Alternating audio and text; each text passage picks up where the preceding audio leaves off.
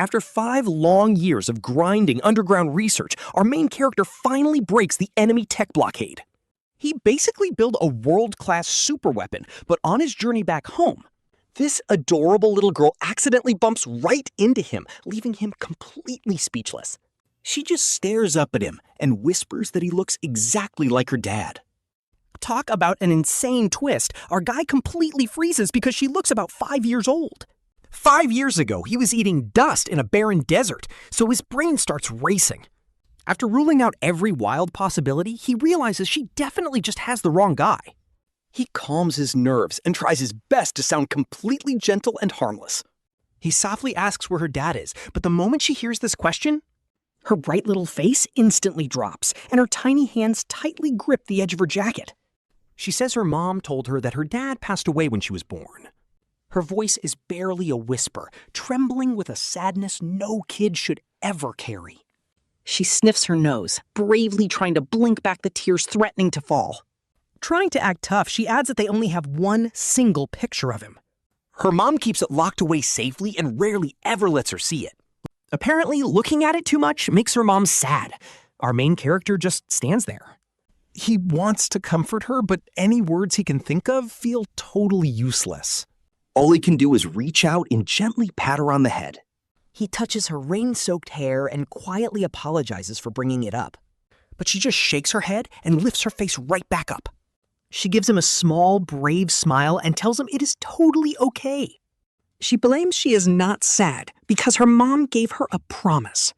Her dad is just away being a hero. Honestly, this emotional payoff is hitting way too hard. Seeing her pretend to be so strong leaves him with a heavy, complicated feeling inside.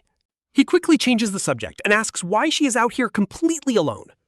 He almost asks about her dad again before quickly correcting himself to ask about her mother. Hearing about her mother makes the little girl look a bit guilty. She twiddles her fingers together and mumbles that her mom is incredibly busy with work. She was supposed to wait 30 minutes for her mom to pick her up. But since she did not want her mom to struggle, she decided to walk home. She insists her school is super close, but he realizes she sneaked out. He does not know whether to laugh or cry since her intentions are so sweet. Still, doing this is incredibly dangerous, so he puts on a serious face to lecture her.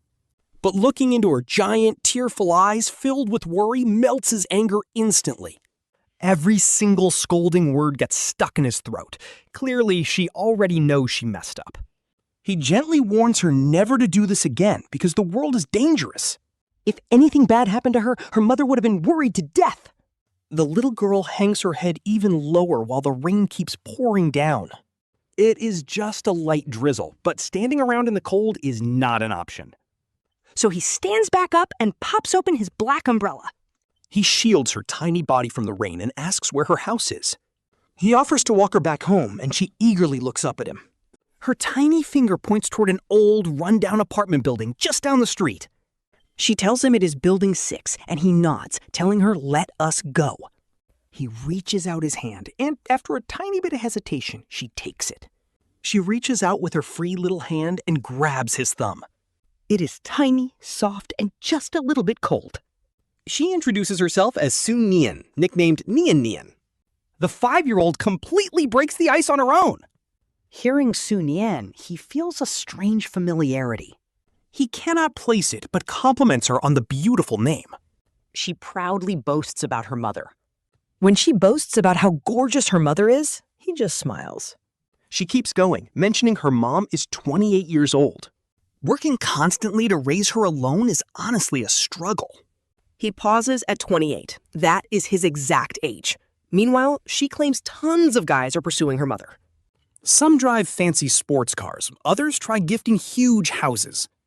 But her mother rejects them all. Little Niannian is spilling all the family tea like a tiny secret agent.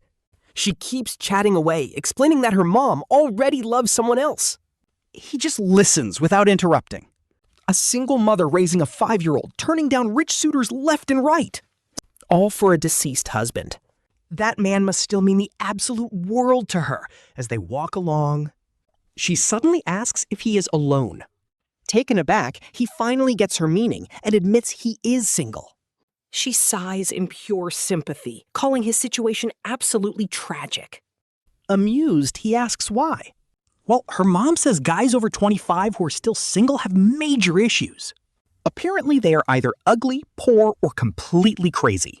Honestly, that is some wild logic. He spent 5 years serving his country as an elite genius, only to return and get roasted by a 5-year-old.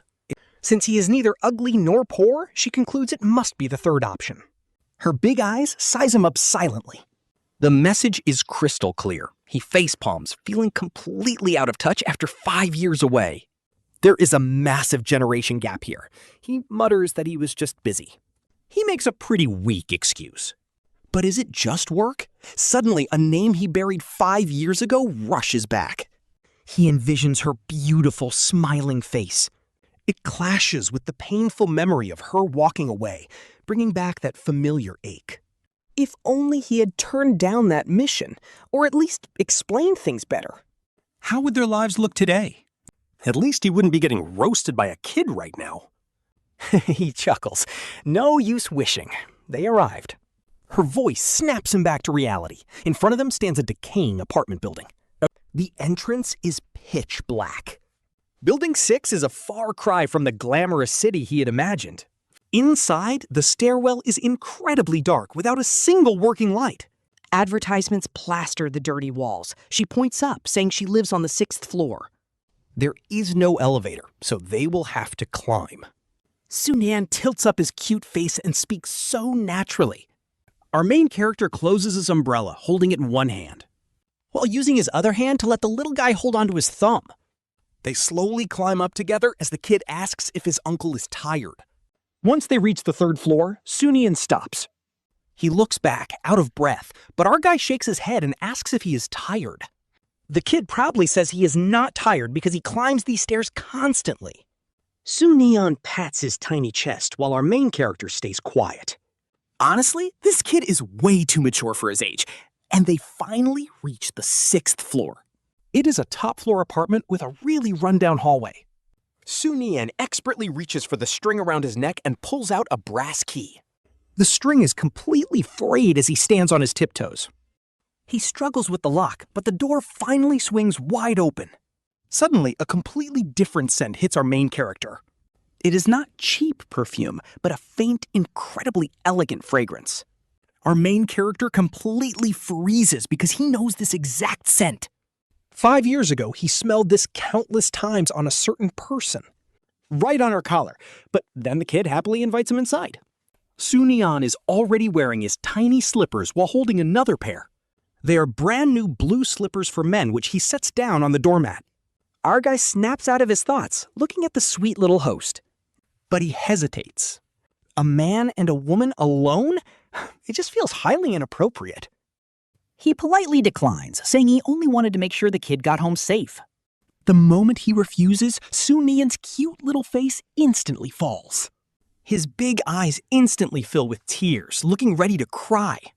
The kid asks if he's rejecting them because their home is too small. He asks if he is leaving too, saying his mom warns that men always run away. Our guy is totally overwhelmed. Like, where did that even come from? He quickly tries to explain that he did not mean it like that at all. He tries to explain, but the kid begs him to stay just a minute. Just for a tiny bit, promising to pour him some water. Su Nian grabs his shirt corner, gently tugging at it with puppy dog eyes. Honestly, nobody can resist this level of cuteness, so our guy finally folds. Once he agrees, Su Nian flashes a massive smile. He leads our guy to the sofa, telling him to sit down. The kid tells him to wait right there and absolutely not leave. Holding out his pinky finger, our guy has no choice but to pinky swear. Once he gets his promise, Su Nian immediately runs off into the kitchen. As kitchen noises start, our main character finally gets a chance to look around. The 2-bedroom apartment is quite small, but everything is incredibly clean and organized. This place is filled with the warm, cozy traces of a single mother raising her child. Our guy looks around with complicated feelings. Suddenly, his eyes lock onto a wall directly across from the sofa. There is a photo frame hanging there, and sitting in front of it is... Beside the wall is a small wooden shelf with a single apple resting on it. There are also a few bananas next to a tiny, simple incense burner. 3 burnt-out incense sticks sit inside, as if commemorating someone who passed away. Our main character's heart sinks instantly as he remembers what little Su Nian said earlier. She had told him that her mom said her dad died right when she was born.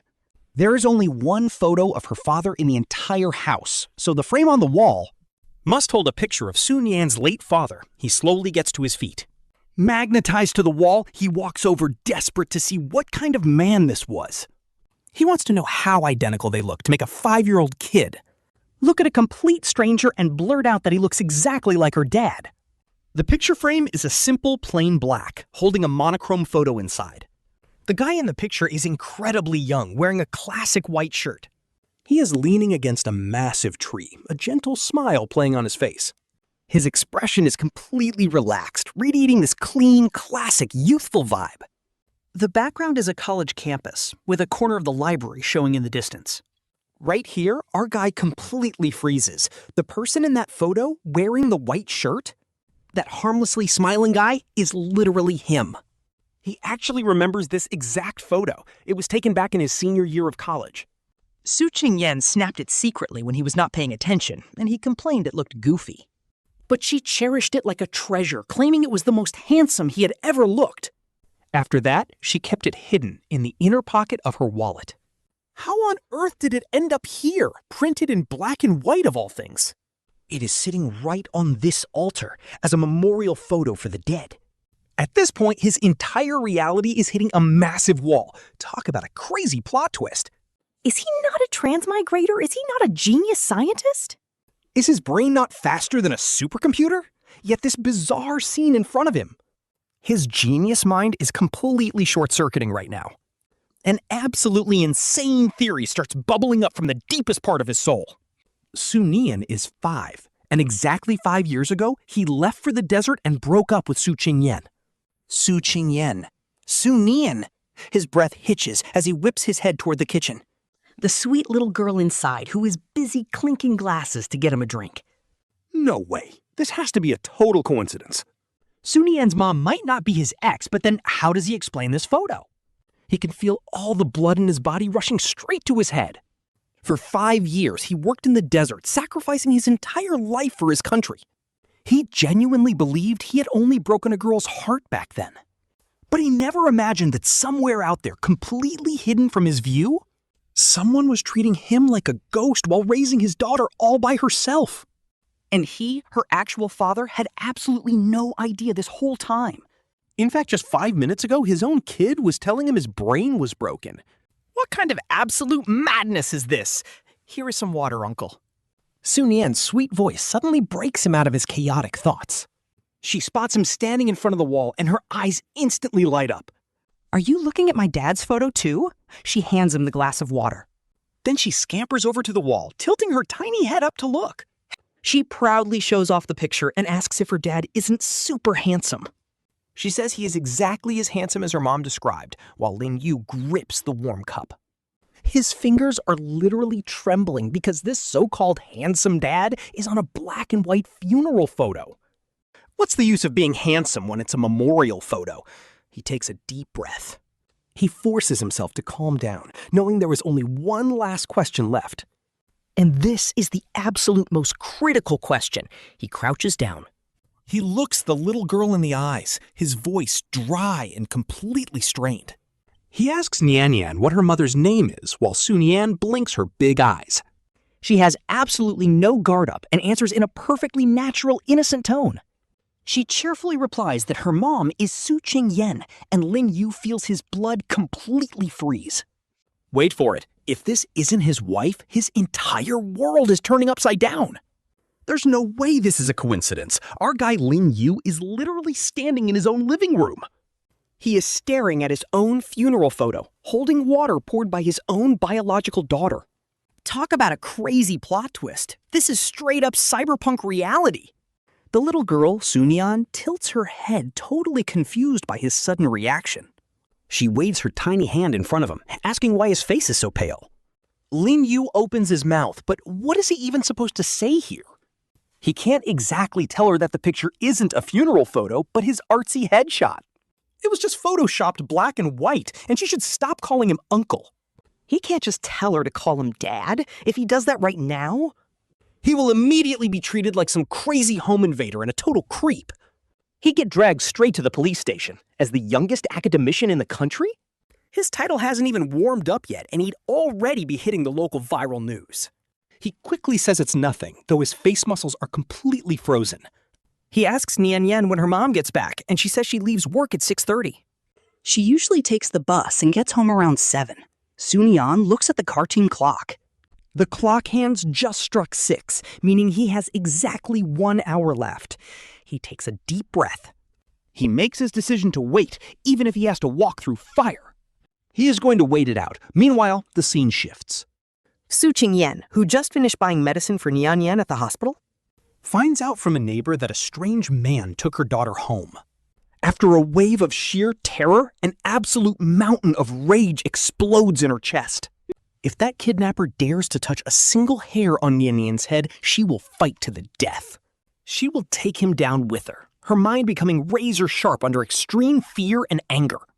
Should she call the police? No, she absolutely cannot do that first. What if that bad guy gets triggered and hurts Nini? She can't take that risk. She has to check the house first. If that monster is still there with her daughter, what is she even gonna do? Su Qingyan's breathing gets incredibly heavy. She frantically feels around her bag, trying to find anything useful. But besides the medicine and her wallet, there's only a ring of keys. She grips the keys tightly, hoping the sharp ends can serve as a makeshift weapon. The taxi finally screeches to a halt at the gate, and she doesn't even wait for change. She bolts out of the car, sprinting past the local convenience store at the entrance. She suddenly stops and rushes inside, desperately yelling at the boss for a fruit knife.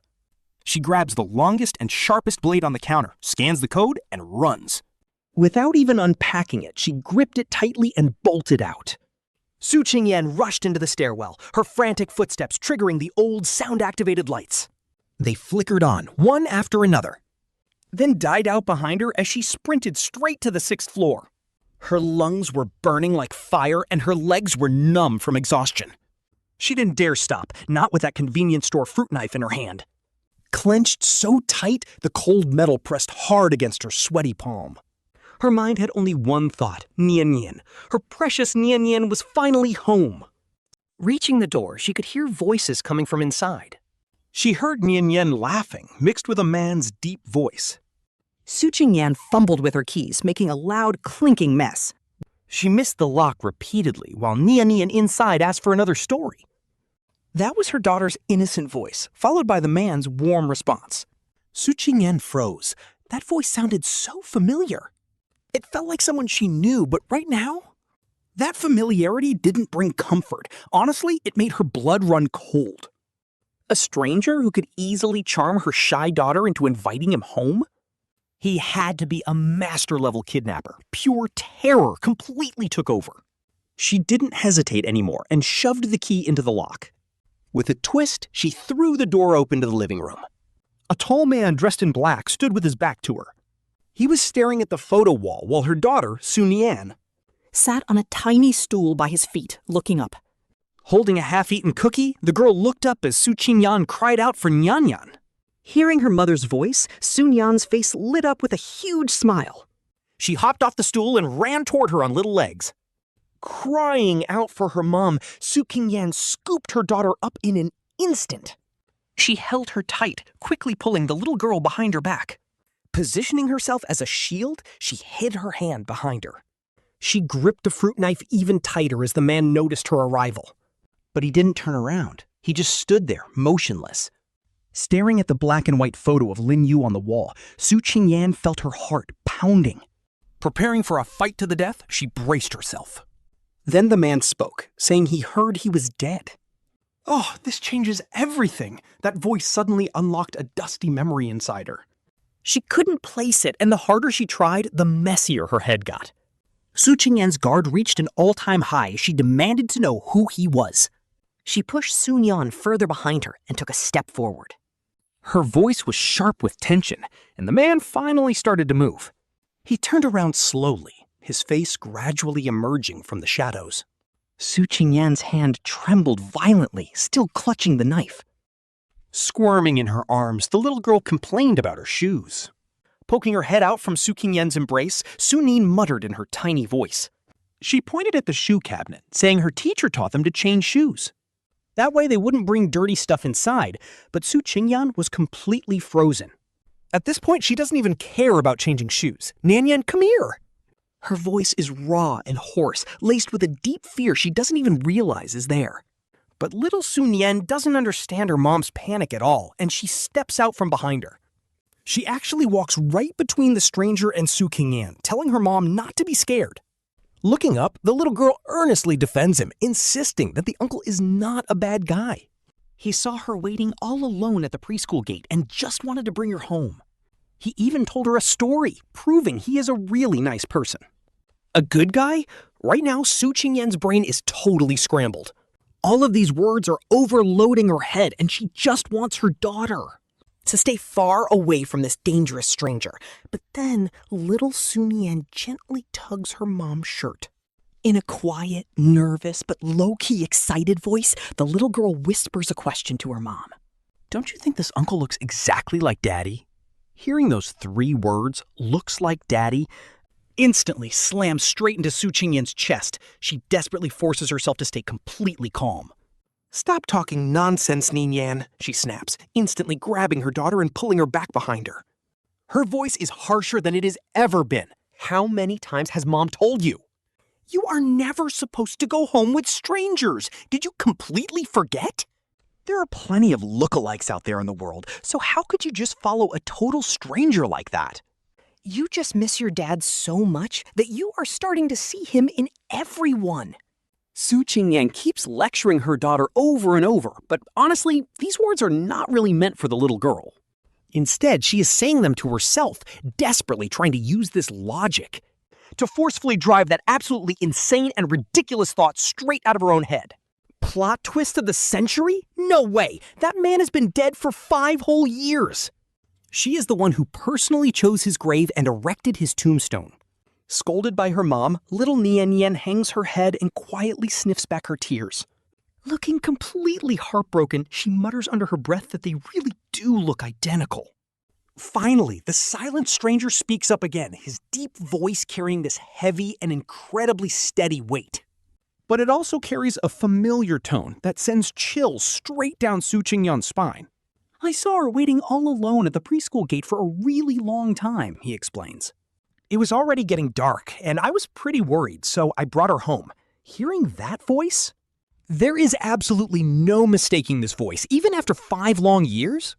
Even if it sounds slightly deeper and raspier than she remembers, that unique cadence is still there. And that exact unmistakable rhythm of speaking makes Su Qingyan's breath stop completely. Suddenly, the fruit knife she's holding in her hand feels incredibly heavy. Every single bit of her heavy, defensive anger and all of her intense fear instantly melts away in a single second. Leaving behind nothing but an absolutely unspeakable sense of shock, she slowly raises her eyes to look directly at him, and this time she finally sees him standing right there in front of her. He is definitely a bit thinner than 5 years ago, and his skin is darker now. But his features haven't changed at all. The sharp, straight bridge of his nose, those familiar thin lips, and that tiny mole right at the edge of his left eyebrow. The exact same one she used to love tracing with her fingertips. Every single detail matches the man in her memories perfectly. There is absolutely no doubt. This isn't just someone who looks like him. This is the very man she thought had turned to dust, only existing in old, faded photographs. The exact man she has spent 5 years hating, and 5 years desperately missing. Her daughter's father, Lin Yu. The fruit knife clatters right onto the floor. The fruit knife she was gripping so tightly slips from her hand, clattering onto the cold floor tiles. The sharp metallic clatter echoes through the quiet room, and Su Qingyan feels her entire world shatter right along with that blade. It is him, Lin Yu. This is no lookalike.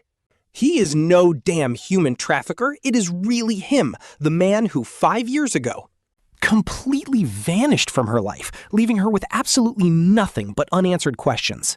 The man whose official records were stamped with a deceased mark, the one who dragged her straight from heaven to hell. She had been crawling through that 18-level hell alone for 5 agonizing years. How is he even standing here now? Why is he standing in this room? Shouldn't he be buried in some military cemetery way out in the northwest? Shouldn't he just be a handful of dust buried behind a cold, silent tombstone? Their tiny daughter, Momo, gently tugs at her mother's faded shirt, her voice trembling with fear as she whispers that Mom looks too scary right now. He stares back at her, 5 long years. She looks the same, yet somehow everything about her is completely changed. It is the same face, but she has lost all of her youthful softness. Her thin, gaunt face is heartbreaking to see. She is wearing a faded, worn-out t-shirt. The apartment is spotless, but clearly shows how much they have been struggling to get by. Everything silently speaks to her hardships over these past 5 years, filling him with a crushing wave of guilt. Honestly, this angst hits so different. At this exact moment, it all boils down to one word: guilt. Qingyan, I am finally back. He wants to say sorry for those 5 years, but now that he is actually here, looking into her hollow, haunted eyes, which are filled to the brim with shock and deep resentment, he cannot squeeze out a single word. His top-secret mission rules forbid it. He cannot explain a single thing, not even one word. They just stand there, staring at each other. It is nothing like the endless times they locked eyes 5 years ago. Back then, they were only separated by a table and a warm bowl of rice. The air was sweet. Now, it is totally different. Now, an unbridgeable, massive chasm lies between them, a painful divide of life and death itself. 5 years of blood, tears, and endless suffering hang in the room, leaving nothing but a cold, bitter hatred. No shot they can easily fix this. Finally, Su Qingyan moves. She forces a smile that looks far more painful than crying. Lin Yu, she rasps out, her voice incredibly hoarse. You are not dead. Her tone is unbelievably calm, as if she is simply asking him if he has eaten yet. Her words pierce straight through his chest. He swallows hard, his throat tightening. She bitterly spits out the heavy question, why did you not die? Before he can respond, Su Qingyan asks again, her voice rising with sudden intensity. Her body is shaking uncontrollably now. Was that official death notification just a lie? Was the cancellation of your registry fake? Your mother called me sobbing hysterically. She told me you died heroically for our country. Was that fake too? Then tell me, what was I to you these past 5 years? What was my mourning even for? And what about our daughter, whom I struggled so hard to raise all by myself? What was the point? 5 long years of pent-up suffering and rage completely explode in this single moment. She is trembling violently, looking as fragile as a dry leaf in the autumn wind. You were supposed to be dead! Why are you still alive? His gaze involuntarily drifts away from her, landing on the small figure nearby. It is a little girl hiding behind Su Qingyan and barely peeking her head out. The little girl looks absolutely terrified. This is actually his daughter. He had absolutely no idea she even existed. Suddenly, Su Qingyan notices where he is looking. Su Qingyan instantly steps forward, shielding little Su Nian tightly behind her back. She blocks Lin Yu's view completely, snapping, "Why are you even looking at her?" Her voice is dripping with defensive hostility as she warns Lin Yu to stay away. She tells him to stay away because the kid has absolutely nothing to do with him. Honestly, this rejection absolutely stings Lin Yu. His chest aches and he desperately wants to explain. He wants to tell her he never knew about the baby, that if he had known, things would be different. But the words cut short as she snaps that the girl's father is named Su Yingsham. Not Lin Yu. Tears instantly well up in Su Qingyan's eyes. She stubbornly holds them back, refusing to let him see her break. Holding back tears, she reminds him that Niannian's father died as a hero before she was even born. He was a legendary hero, not some coward who vanished without a single word. Or a lying fraud who suddenly shows up 5 years later after being presumed dead. She has repeated this lie to her daughter so many times, she almost believes it herself. In her mind, the gentle man who genuinely loved her was already gone. The one who bought her late-night snacks and carried her home in the rain. That man died 5 long years ago, completely and utterly gone. He died on that official death notice, and every single time she visited an empty grave. That tragic loss hit when she was left all alone, heavily pregnant and facing the world. She had to endure the neighbors' cruel gossip while going into labor alone at midnight. To make matters worse, she had to call her own ambulance, and when their baby caught a fever, things got worse. She had to carry her alone. Crying herself to sleep in a cold emergency room? This is low-key heartbreaking, guys. So who is this man standing in front of her now? A ghost? Or a demon crawling back from hell just to mock her miserable 5-year struggle? Making her life look like a total joke? Niannian's dad is dead. Su Qingyan keeps whispering it, almost like she is trying to brainwash herself. She points directly at the black and white funeral photo on the wall. Look at it, she screams. That is her real father, and he is dead. Lin Yu stares at his own funeral photo, then at his completely shattered wife. He looks at his terrified, sobbing daughter, and every single excuse he prepared falls flat. Every explanation about his secret mission and his duty to the country is gone. All that grand talk of honor and sacrifice suddenly vanishes in this messy reality. Facing her painful accusations, his reasons feel completely hollow and almost pathetic. He was so wrong to think that just because his mission was finally over. But he could not just slide back into their lives after causing this. His absence was not a wound that would heal, but slow, agonizing torture for her. 5 entire years, her life had been completely torn apart. Her world was utterly wrecked by his supposed death. Mommy, please don't cry. Little Su Nian finally breaks down, sobbing as she hugs her mother's legs. Her daughter's warm little body and that tiny, sweet voice are too much. And that voice becomes the absolute last straw, shattering her tough front completely. She collapses to the floor, burying her face into her daughter's tiny shoulder. Crying out loud, she releases 5 years of sheer exhaustion and pain. All that resentment and bone-deep hatred overflows. This apartment is just too small. It is too small to hold 3 people and 5 years of heavy trauma. Su Qingyan cries so hard it feels like her 5 years of agony are tearing her apart. Her tiny, worn-out apartment is neat and cozy. But right now, this warm space is her emotional cage, and every sob cuts deep. They are a harsh indictment of the past 1,800 days. He stands there, frozen. An intruder. The floor feels like branding irons under his feet.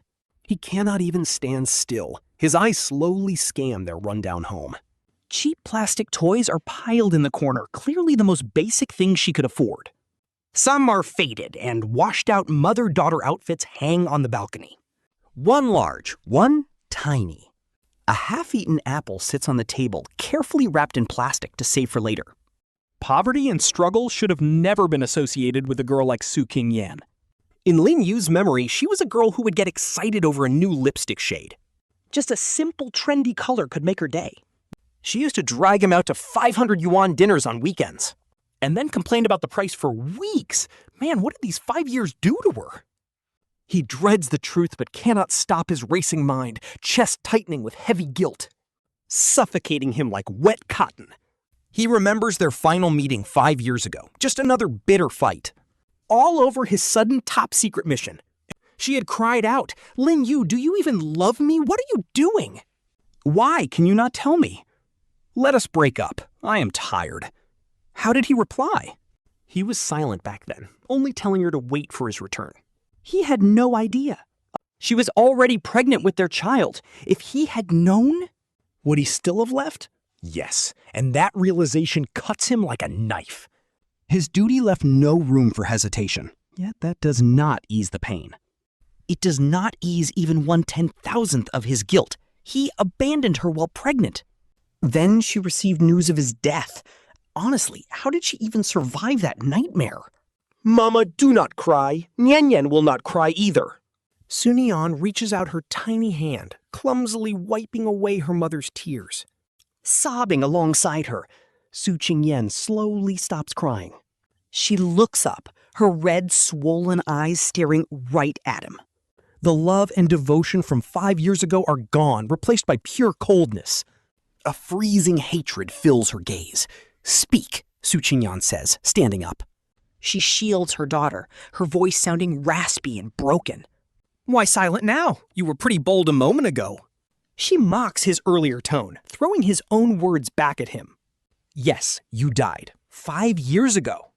Why is a dead man here? Lin Yu desperately parts his lips, struggling to whisper her name, but she cuts him off instantly. You have no right to say my name, Lin Yu. Where were you these 5 years? Your identity was completely erased. Your files are gone. I looked everywhere.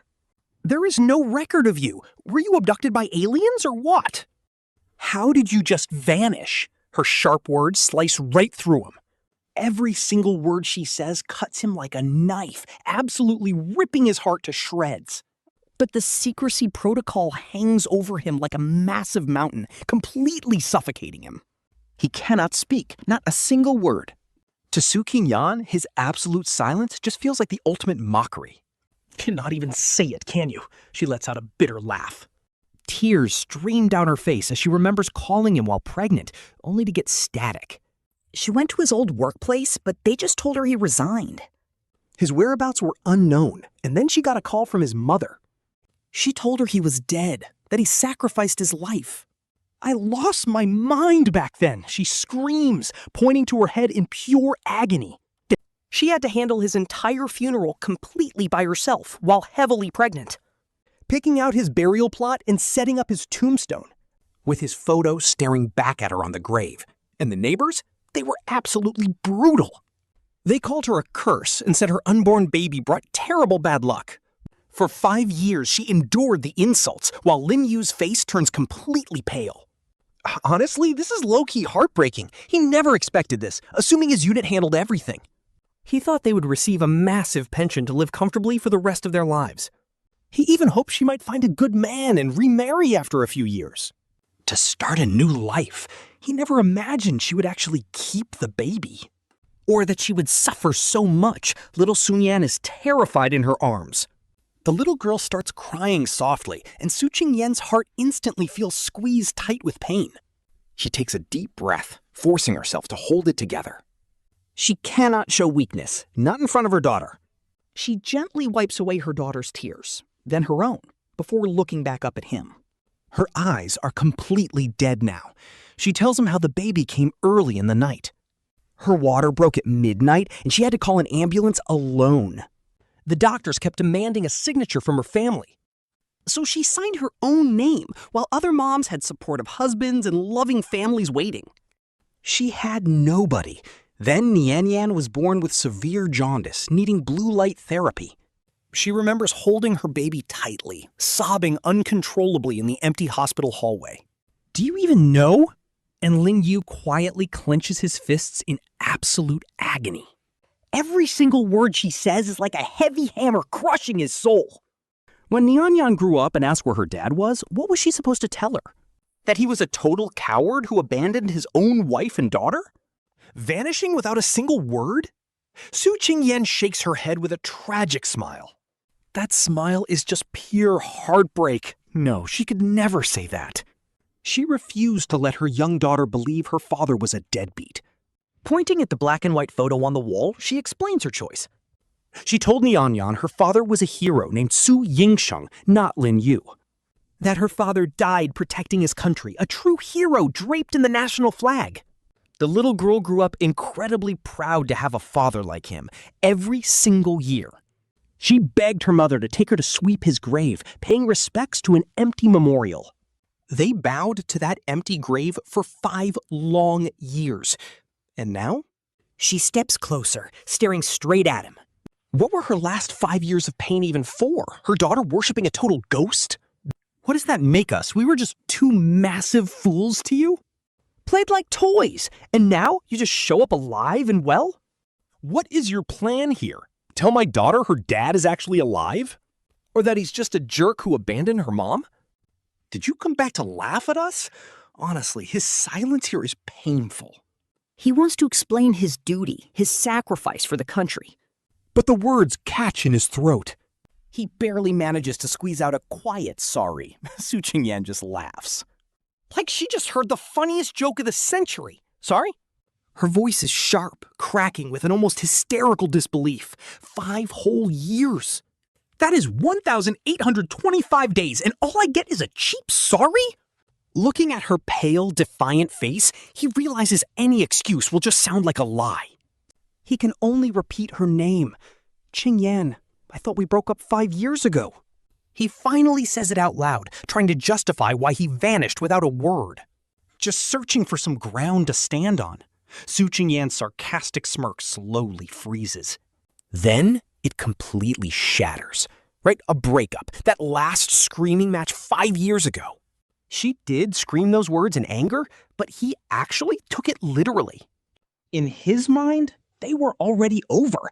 So what were her last 5 years? Mourning an ex-boyfriend she thought was dead while raising his secret child?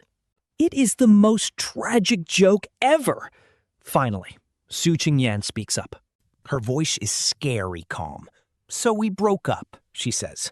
Before you vanished from the earth, we were already over. She nods slowly.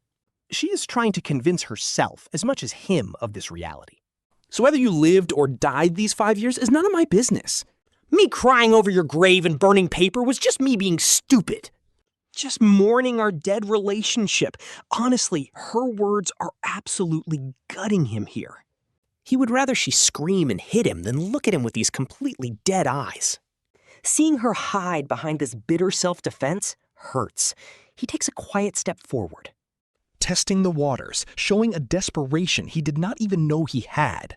Can we maybe try to... But Su Qingyan snaps her head up. Can we what? Start over? What is this? Some online game where you delete accounts? Then years later you get bored and decide to pick it up again? My life is not your video game save file to reload whenever you want. What makes you think you can vanish for 5 years, then just snap your fingers? And expect me to wag my tail and run back? What are my feelings to you? A rental bike on the street that you can just ride whenever you want? Dump it when you were done, then come back to scan the code again? Her voice gets louder, her chest heaving as the raw anger spills out. Mama, a tiny, trembling voice suddenly calls out from behind her. Little Su Nian is standing there, grabbing tightly onto her mother's pants leg. Tears are streaming down her face. Mama, Uncle, please do not fight anymore. Su Qingyan completely freezes up. She keeps her back turned to him. He cannot see her face, but the pain is obvious. Her shoulders are shaking violently as her little girl cries out for her. Bit by bit, she forces herself to calm down and kneels. She gently pulls her daughter close, whispering that Mommy was not fighting with Uncle. Her voice is so incredibly soft, a total contrast to the angry woman she was a second ago. Mommy was just talking about some adult things with Uncle. She holds her daughter, and honestly, her cold back makes her stance clear. Lin feels this massive abyss between them, but little Su Nian suddenly breaks free from her mother's hug. The tiny girl runs right up to him on her short little legs. Nobody expected this. Su Nian looks right up at him. Big, watery eyes look straight at him, her teary voice cracking as she calls him Uncle. Then she asks if he is her dad. Bro, time literally stops right here. He looks down at her tiny face, which is a perfect mix of Su Qingyan and himself. Seeing the hope and terrifying fear of rejection in her eyes is low-key heartbreaking. He cannot lie to this kid, and he definitely cannot lie to himself. His throat feels tightly choked up, and it takes absolutely everything in him just to squeeze out a single yes, making Su Nian's eyes instantly light up. That joy is like a burst of starlight, completely brightening up the dark night sky. She beams at him, showing off her tiny baby teeth and a sweet little dimple. It is the exact same smile as the young man in that old photo on the wall. No difference at all, and then the little girl suddenly stands on tiptoe, waving him closer. She wants him to lean down, and he immediately complies, bending low. Her warm little hand darts forward, quickly reaching right inside his coat pocket. She stuffs something hard inside. It feels like rough paper, and then Su Nian whispers softly into his ear. In a tiny, mysterious whisper meant only for him, she says this is her secret. He must not tell her mother, and honestly, the guy just completely freezes up. He does not even dare touch his pocket, terrified that this warm little gift from his daughter might actually burn him. But Su Nian is finished with her ritual. She runs back to her mother, completely satisfied, wrapping her arms around her leg again. Looking up, she smiles at Su Qingyan, who has no idea what was just whispered. But seeing her daughter so genuinely happy makes the mother's heart ache with bitterness. Another sharp pang of pain hits her, and she looks up at Lin again. Every trace of warmth vanishes from her face, leaving only a freezing cold stare. It is a completely cold rejection, telling him that it is time to go. Lin opens his mouth to speak, with that little unknown object in his pocket, serving as his only source of courage as he tries to call out her name. But Su Qingyan instantly cuts him off, calling him Mr. Lin instead. Just like that, they are worlds apart, and honestly, the pacing of this fallout is brutal. My daughter is tired and needs to rest. Please leave my house, she demands, leaving him standing there completely frozen. His feet feel glued to the floor, desperate to try one last time. Asking if he can come back tomorrow just to see the kid.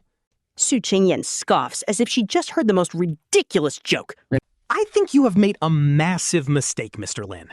My daughter's father is Su Yingshang, and he died a war hero. You are nothing but a total stranger who happens to look a little like him. We are better off never seeing each other again, Su Qingyan mutters. Her voice is shaking uncontrollably as she turns away from him, giving him her cold shoulder because she hates showing her vulnerable side. She cannot let him see the walls she built over 5 years, crumbling so easily in his presence while silent tears stream down her face, dripping onto the floor, leaving a small dark stain behind. While he just watches in silence, she hugs her sweet little girl. At this point, Su Qingyan feels her entire world splitting in two. One half is the quiet life she built with her daughter through tears. The other is the painful, bloody past he just ripped wide open. She refuses to look back, absolutely terrified of what might happen, fearful that her 5 years of built-up strength will completely shatter. Little Su Nian looks up, tugging tightly at her mother's shirt, asking if her father is leaving, and that word cuts deep. It hits Su Qingyan hard as she looks into those innocent eyes, overflowing with love for her dad, making a lump rise in her throat. Honestly, her 5-year-old daughter never even got to say that word, only ever whispering it in secret to a black and white photo. Now that he's actually here, how could she let him go? Su Qingyan tries to speak, but her daughter's face suddenly changes. The longing in her big eyes fades, replaced by pure heartbreak. Mommy, please do not cry, Su Nian whispers, reaching out, trying to wipe the tears that just keep falling like rain. She cannot stop them, and her little lips begin to tremble, before she bursts into a loud, heartbreaking sob. The entire room fills with their tears. So low-key heartbreaking, guys. The little one is totally helpless while he just stands there, listening to their cries, feeling his own heart shatter into pieces. Completely broken, he spent 5 whole years serving his country. He earned his heavy medal, but he utterly failed his wife. Our guy cannot even bear to think about his time in the desert. While he was pulling all-nighters working on top-secret tech, she was struggling all alone through a brutal, painful pregnancy. While he was standing in the spotlight receiving national glory, she was lying on a freezing operating table all by herself, shaking in pain, signing her own surgery consent forms alone. While he returned home a hero, she was literally begging for pennies. Haggling in cheap markets, his life was grand and glorious, covered in medals, while hers was just endless struggle and pain. He is the one to blame, so he takes a step forward. The floorboards creak slightly under his weight, and that tiny noise snaps Su Qingyan out of her grief, making her look up. Her tear-stained face is completely filled with absolute raw anger. Hearing him whisper her name is like throwing a match straight into a boiling pot of 5 years of pure resentment. "Shut up," she snaps, jumping to her feet so fast that she stumbles. We broke up ages ago, did you forget? An ex-boyfriend is basically a dead person. Who does he think he is calling me that? She rushes at him blindly, shoving his chest with all her might. Get the hell out! Her pushes are weak, feeling like a mere tickle to him. Yet he lets himself stumble back, not daring to resist. He doesn't even stand his ground, quietly taking all her rage. Get out! Do you hear me? Su Qingyan has completely lost it. She grabs his arms, trying to drag him toward the door. Her face is flushed red with anger, her eyes swollen, with tears clinging to her lashes and cheap makeup totally ruined. All her pain and vulnerability are fully exposed right before him. The face he once kissed countless times is now filled with bitterness. From 5 years of neglect, I never want to see you again. Get the hell out of here. She violently drags him, pulling him step by step toward the exit while he doesn't even struggle. He just lets her pull him, standing there like a soulless statue. Right at the door, he finally speaks, sounding exhausted and deeply guilty. I will compensate you. Qingyan, I know nothing I say can fix this. But I will make it up to you both. Hearing this, she freezes. She violently slaps his hand away. Compensate? How could you ever compensate us? Where were you when I had severe morning sickness, barely surviving on water? And where were you when our daughter had a high fever of 40 degrees? And I was begging doctors in the ER hallway, crying my eyes out? Now he shows up with dirty cash?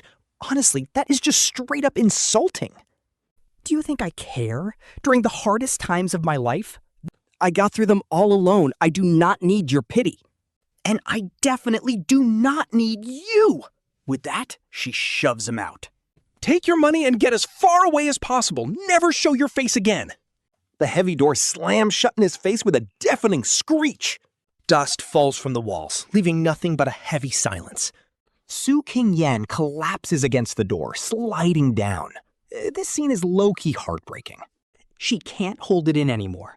Suddenly, 2 tiny, warm hands gently rest on her trembling shoulders. Little Su Nian has stopped crying and walks over. "Don't cry, Mommy," she says, mimicking her mother's comfort. The sweet girl clumsily pats her back, saying Niannian is right here. "I will always stay with you." Su Qingyan rests her chin on her daughter's soft hair, her voice completely broken and raspy.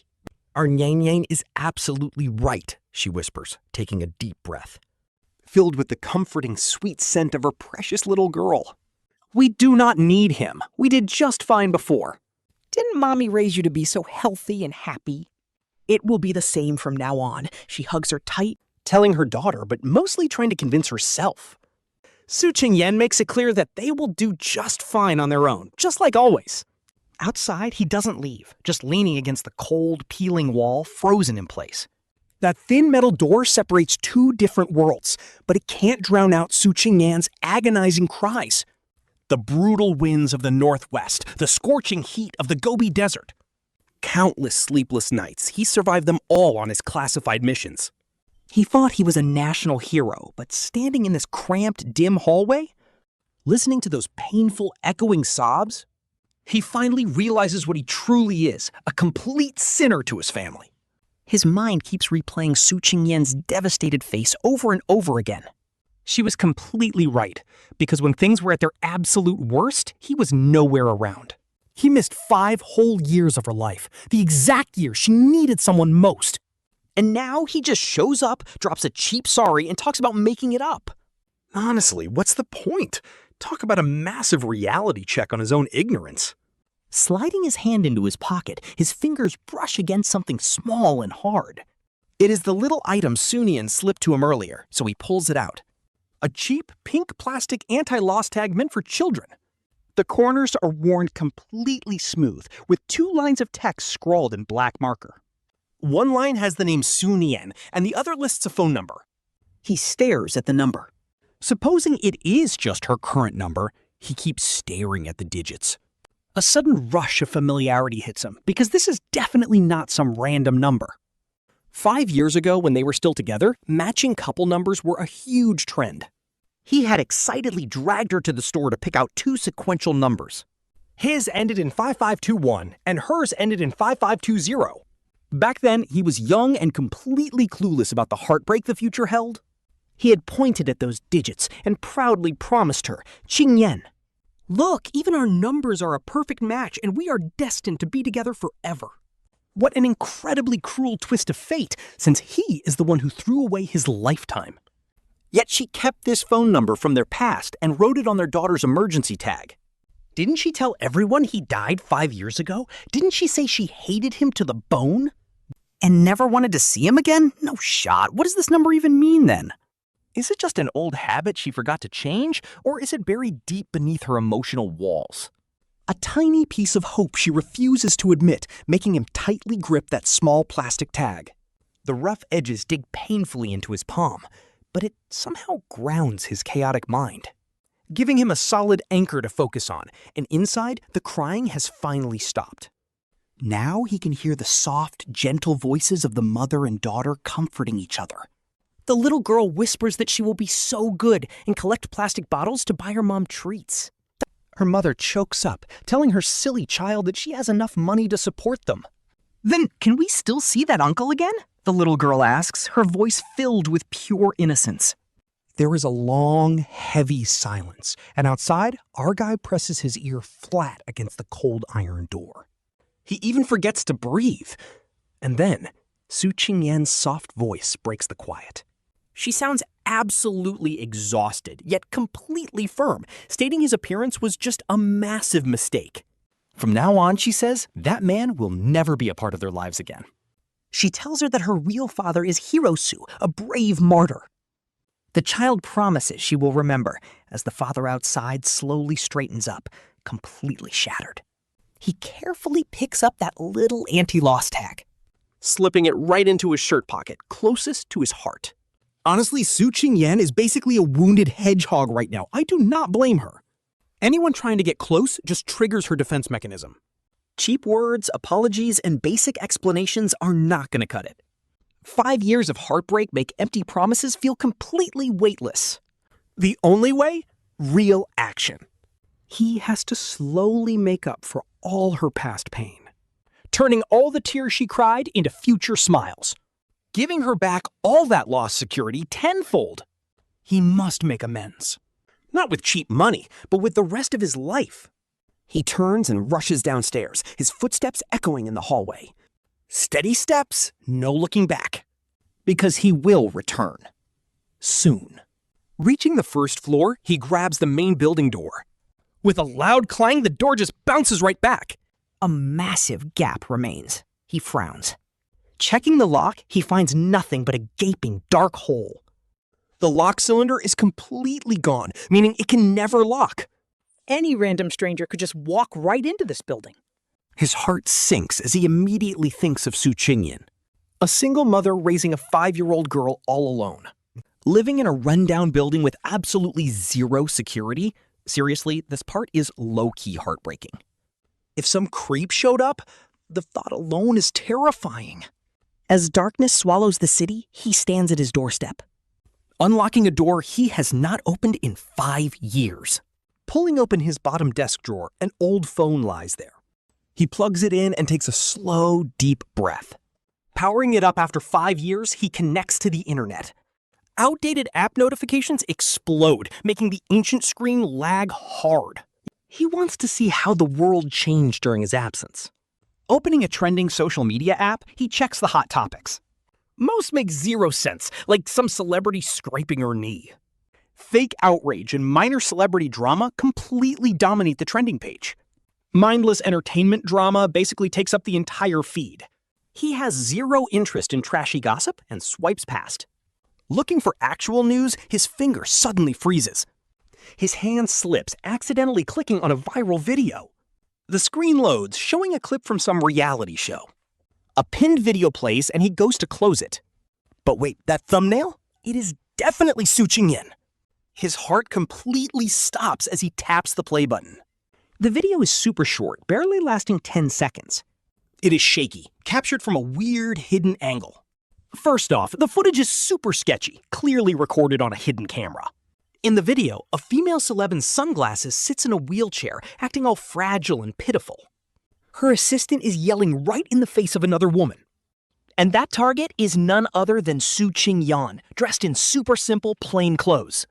She is clutching a medical slip, standing stiffly under the verbal abuse. You can see her lips moving to say something back. But the audio was completely cut to hide her side of the story. Instead, they slapped on some dramatic, tear-jerking music before cutting back to the celebrity. Cue her red, watery eyes and that fake, brave smile. Classic media manipulation, honestly. And then, bold black text flashes across the screen, asking why a celebrity trying to get medical help is being treated so coldly by a commoner. How cold can people get? The video is super short. But every second is designed to trigger pure rage. The editing is so fake, though. Anyone with a brain can see this is just a setup to manipulate the public. They're completely slandering Su Qingyan, but our boy knows who she really is. Su Qingyan has always been the gentlest, most soft-hearted soul. She literally blushes if she speaks too loud and absolutely hates confrontation. There is no way she would ever harass a stranger for no reason. He clicks into the comments section, which already has over 100,000 comments. They are saying, who is this heartless woman? Can't she see our precious Nini is hurt? Dox her, Internet Squad! Find this trashy woman and drag her out to apologize to Nini. Vile insults flood the screen like absolute toxic waste. Honestly, these keyboard warriors are exhausting.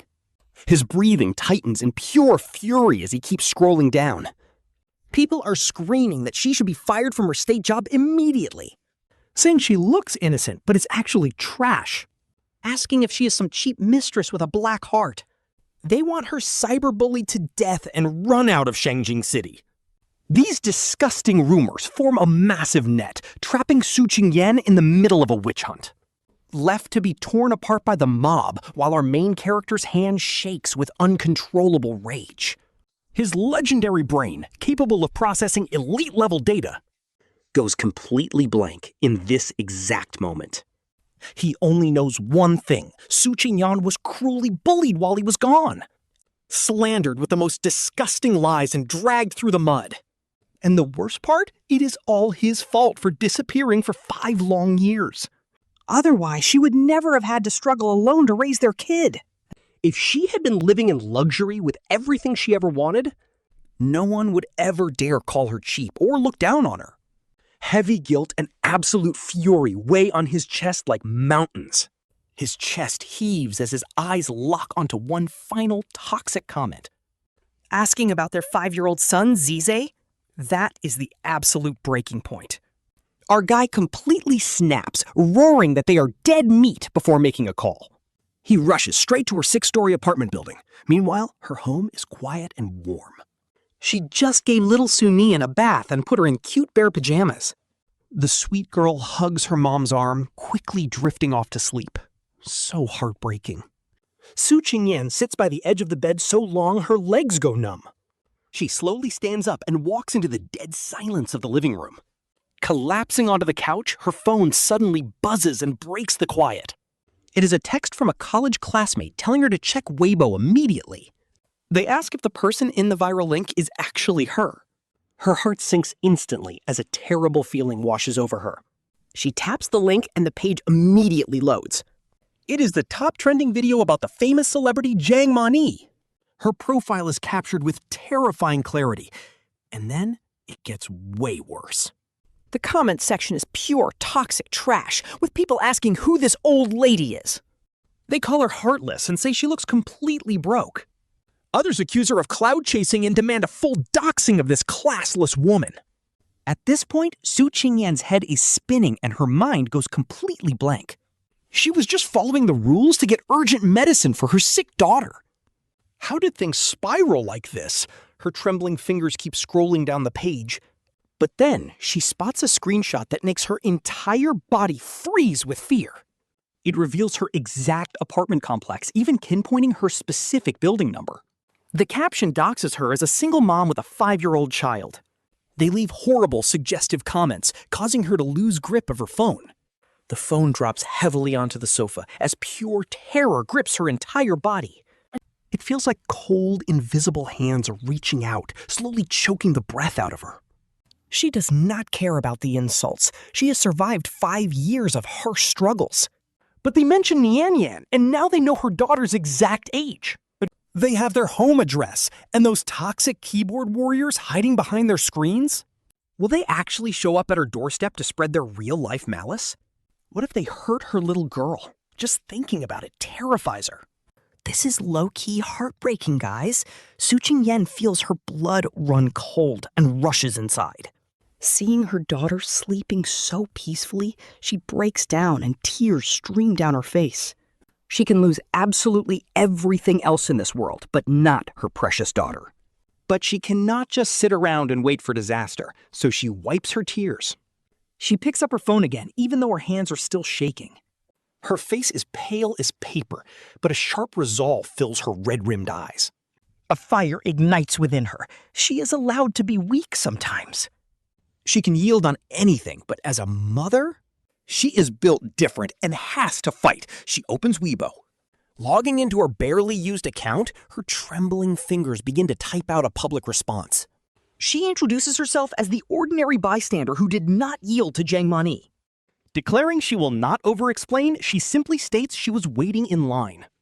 She needed urgent medicine for her sick daughter, which is why she refused.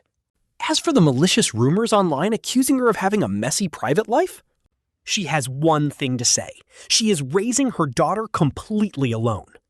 Her child is a precious baby she will protect with her life, not some internet gossip. She demands to know why a normal, everyday citizen like herself has to suffer such extreme cyberbullying with her address leaked and her child's privacy ruined. She tags the celebrity directly, asking why her team had to take things this far. To them, this is probably just another harmless marketing stunt. Just a standard play to milk fan sympathy, but to his family, this is absolute ruin, and he is literally begging for mercy.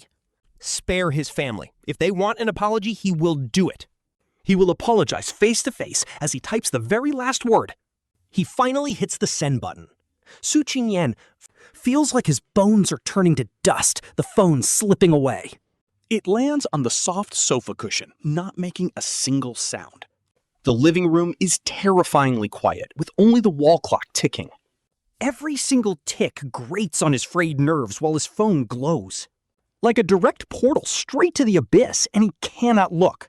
He cannot even bear to think about his weak, desperate defense. Or how many people are already mocking and twisting his words.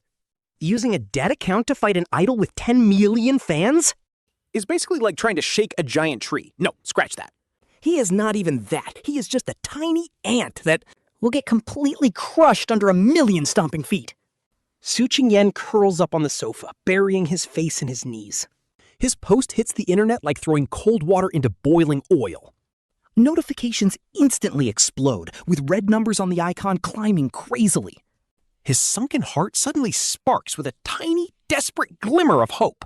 What if someone actually believes him? He barely dares to think it. He opens the comments. You actually know how to apologize?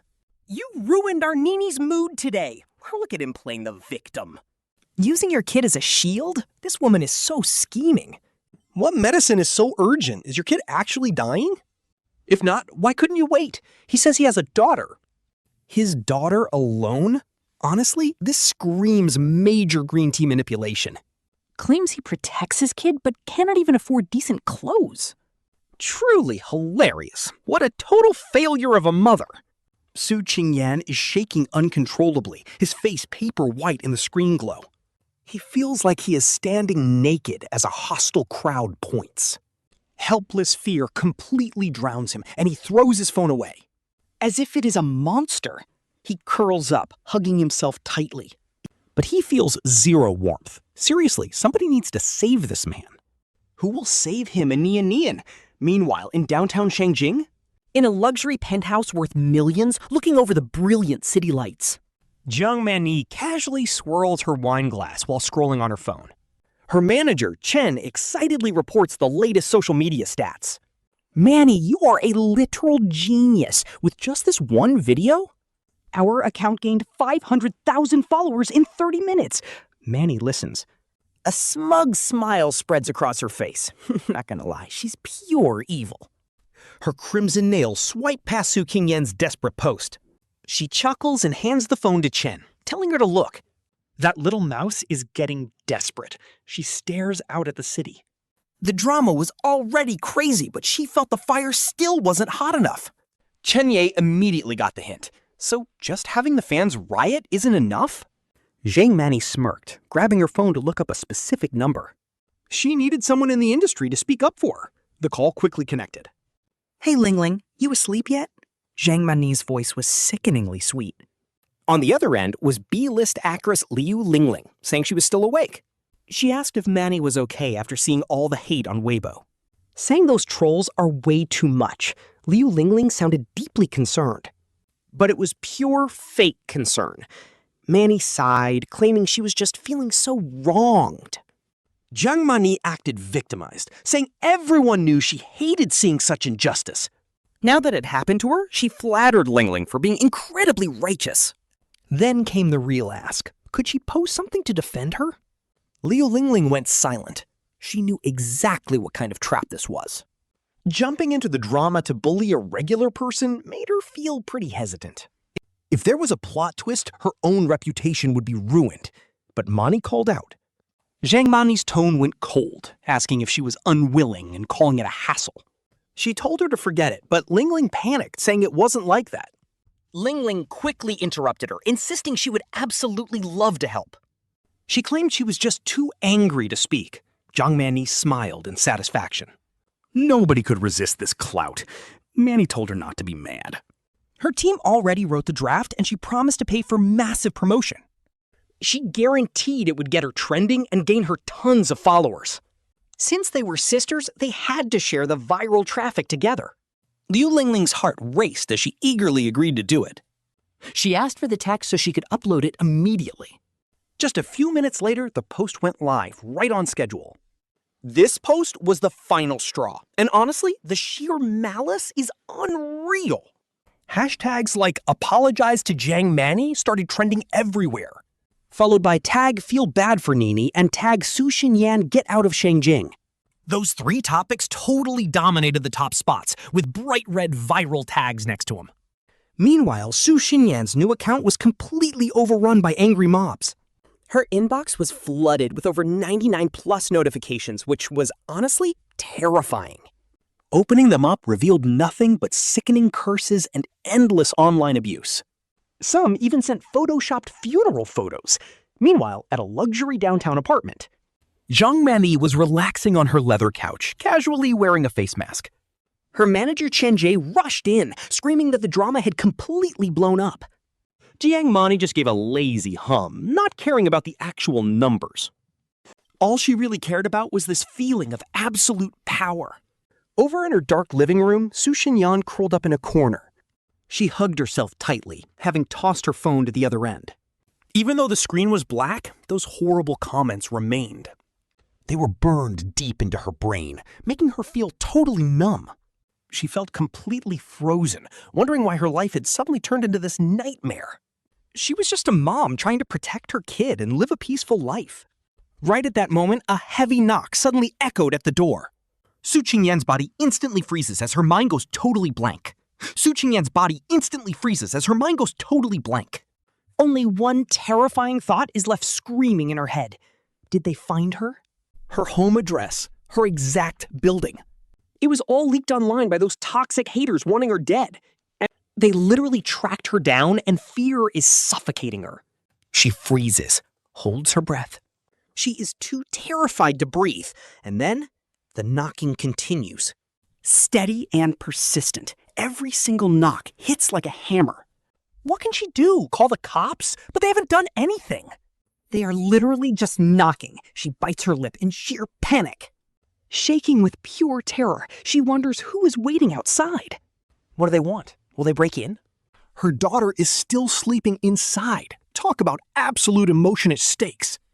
No way, she can't let anyone hurt Niannian. But then, plot twist. The bedroom door suddenly clicks open and Su Qingyan flinches violently. Little Su Nian walks out in her bare pajamas, rubbing her eyes. She peeks her little head out and softly calls for her mama. In her sleepy little voice, she asks why it is so noisy. Suddenly, the loud knocking starts up again, like it hurt her.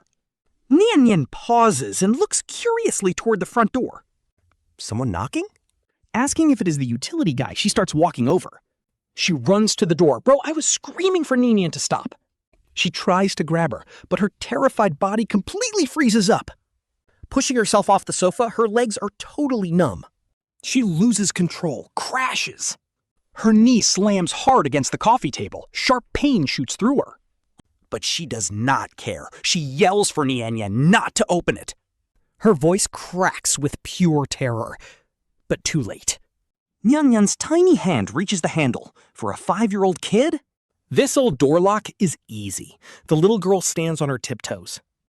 She copies her mom and presses down. Click, the door opens. Su Qingyan closes her eyes in absolute despair, expecting the worst. But there are no angry screams, only her daughter's hesitant voice. She calls out, "Uncle?" Su Qingyan slowly turns her head around. Light pours through the open door, casting a long shadow inside. A tall man stands there, wearing a wrinkled shirt. Messy hair, out of breath. His chest is rising and falling. Thank goodness, it is actually Lin Xiao. The terrifying string of dread inside her head snaps the moment she sees him. It snaps. She collapses. She lets go of the table, sliding weakly down to the floor. Sitting on the cold ground, tears pour down her face like a flood. She does not make a sound. Meanwhile, the little girl's lips tremble. The word Papa almost slips out of her mouth, but she stops. He swallows his words right back down, as if he suddenly remembered something important. She wraps her tiny arms around his leg, looking up to ask if he came to play with her. Her small body is so soft, smelling like that sweet, comforting baby formula. He completely freezes right there, the exact moment the little girl opens her mouth to speak. He heard it clear as day, a sound so incredibly soft and faint. It was a muffled, barely there syllable that was practically just half of a word. Even though it vanished instantly, the hallway light flickers over them. The dim glow reveals the messy living room, where Su Qingyan is sitting collapsed on the freezing cold floor. Her body is completely curled up, her shoulders shaking in absolute despair. Honestly, her quiet tears are genuinely heartbreaking as she struggles to push herself up off the ground. But her legs are too weak, giving out on her every single time. She begs Niannian to go back to her room and sleep. She desperately hates the idea of her daughter seeing her this broken, and Niannian suddenly wiggles free from his arms. The little girl runs straight to Su Qingyan, reaching out to grab her with tiny, shaking hands. She cries that she won't go to sleep, insisting she wants to stay with her mom. Her eyes are totally red, begging her mom not to cry anymore. Saying she will stay by her side, Su Qingyan pulls her daughter into a tight hug. After finally putting her daughter to bed, Su Qingyan looks up to find him standing right there. His tall figure casts a heavy shadow over her, completely wrapping her in his protective space. He tells her softly that the floor is freezing, and Su Qingyan stiffens up immediately. She completely ignores his outstretched hand, murmuring a quiet "thank you." But she tells him to stop here, claiming she can handle this online drama alone. Forcing a painful smile that looks worse than actual crying, she says she can just move and change her name. She can just start over, because it is really no big deal. Speaking incredibly slowly, she points out to him that he cannot actually solve any of her problems. Yet her tone is filled with absolute quiet determination. Can he really block millions of hateful online comments or take down a top star like Zhang Mani? Along with the massive circle of famous celebrities backing her up, she answers for him, saying he absolutely cannot. He will only end up getting completely drowned in the internet hate right alongside her. She insists she does not need him to share this burden and never wants to see him. She literally begs him to leave, but he remains dead silent. Then he finally looks up at Su Qingyan, his voice sounding shockingly calm as he tells her to listen. It is an eerie, almost unnatural kind of quiet from him. He declares that from this moment on, this whole mess has nothing to do with her. He says she does not need to run away or change her name. Speaking deliberate, heavy words, he tells her to take Niannian to school tomorrow just like she always does. Go to work and just live her normal life. Buy groceries, cook dinner, watch TV, and do literally whatever she wants. Leave everything else to him because they are going to face this entire mess together. Together? She desperately asks if he even realizes who the hell they are up against right now. Xiang Meni is the biggest actress in the country, but he does not even try to argue. He simply stares at this woman who has been completely shattered by 5 years of misery and dragged down by a completely hopeless disaster that she never even deserved. When he takes a single step forward, Su Qingyan instinctively flinches back from him. He stops moving right there and slowly reaches his hand out. Our main lead gently places a hand on her trembling shoulder. "Leave it to me," he says, his voice suddenly sounding incredibly steady and deep. This isn't just some empty promise to make her feel better. For all the pain, suffering, and disrespect Qingyan had to endure, he is going to make sure those toxic people pay it back tenfold. His words are quiet, but they hit her like a massive shockwave, stirring up her frozen, dead heart before he asks if she has work tomorrow, pointing out that her eyes are completely swollen from crying so much, suggesting she take a day off to rest, which makes her laugh bitterly. A dry, hollow chuckle filled with endless self-mockery and pain. She looks up, asking how she could possibly care about a job right now. With fresh tears filling her swollen eyes, he tells her to just trust him. His voice is dead calm as he locks his phone screen, placing it face down on the table with a sharp click. He promises that tomorrow, absolutely nobody will dare to gossip about her. Seriously, our guy is built different. He walks over to the window, pulling the heavy curtains open, declaring the villain Zhang Meni will pay the price. The next morning, Su Qingyan takes a deep, heavy breath to prepare herself. She heads straight to the bathroom, her reflection looking completely pale in the mirror. Her eyes are swollen like walnuts, looking absolutely exhausted. Go to work, he had said, promising nobody would dare gossip about her. His reassuring words echo in her mind as she splashes cold water on her face. The icy shock wakes her up a bit, and she walks back to the living room. She starts making breakfast for her daughter, frying eggs to a nice golden brown, pouring warm milk and preparing toasted bread. Little Su Nian walks out rubbing her eyes, saying good morning to her mom. She wraps her mother in a big, warm hug, asking why her eyes are as red as a rabbit's, but she just pats her head, claiming she watched a sad movie, and the little girl nods, only half understanding. Sitting down, she asks if that uncle who looks like Dad is coming today. Su Qingyan freezes for a second, toast still in hand, telling her he's busy, leaving the little girl slightly disappointed. But she is quickly distracted by the delicious breakfast in front of her. After breakfast, Su Qingyan bundles herself up in a mask and hat for the walk. Even completely covered, she can still feel the heavy stares from everyone around. Random onlookers throw judging glances that pierce right through her. After dropping her daughter off with the teacher, Su Qingyan runs. Literally fleeing the school, she forces herself to stand tall and walk to work. Since he told her to act normal, that is exactly what she will do. She wants to see how he actually solves this, but the moment she steps inside, the office vibe is instantly toxic as dozens of eyes lock onto her. Her usually friendly coworkers are acting completely different now. Their faces are full of contempt and pure nasty excitement. She forces herself to walk to her desk, quietly saying hello. Nobody answers, leaving her in absolute painful silence. She sits at her desk, boots up her PC, and tries to act like nothing happened. But the hushed whispers from just behind her still find a way into her ears. Oh my God, is that really her? Talk about thick skin. She actually showed up for work. For the entire morning, Su Qingyan is treated like a ghost. Literally nobody talks to her. No one gives her any tasks, and when she goes to the break room to grab some water, the people chatting instantly shut up and just stare at her with the weirdest vibes. Then they quickly scatter. It is official. She is completely isolated. Totally shunned in this tiny office. Honestly, this is so painful to watch. Despair washes over her like freezing ocean water, but just as she is about to drown, she remembers getting caught in the rain and that man standing in her living room, so calm and resolute, promising her that they would face everything together. He told her to leave it to him, swearing he would protect her. For 5 years, she carried the whole world alone, and yet, this man she spent 5 years hating, the one she thought died somewhere out there, stepped up right when she was at her absolute lowest and told her that they were in this together. Hearing that makes her heart ache with a sharp, heavy wave of complicated emotions. Mixed with a deep sense of grievance she does not even want to admit she feels. Almost on instinct, she reaches for her phone. But then, a gentle voice calls out her name. Su Qingyan looks up to find Sister Zhang, who sits right next to her. Sister Zhang is in her late 30s, known for being incredibly sweet and kind around the office.